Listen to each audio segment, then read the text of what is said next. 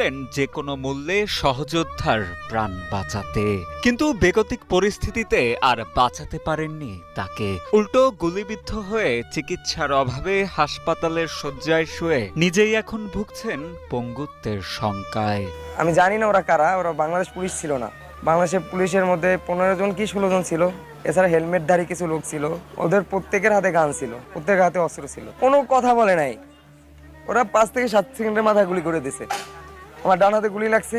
ডান হাতে গুলি লাগার পরেই আমার সাথে পাশে একটা ছেলে ছিল, ওর বুকে গুলি লাগছে।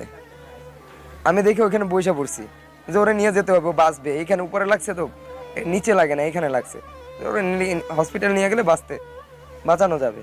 ভাই ওই যে ভিন ড্রেস বললাম যে বাংলাদেশ পুলিশের ড্রেসে ছিল না, ওদের একজন বুট দিয়ে ওর গলায় পাড়া দিয়ে ধরে গেছে, শ্বাসরোধ করে মারছে আমার চোখের সামনে।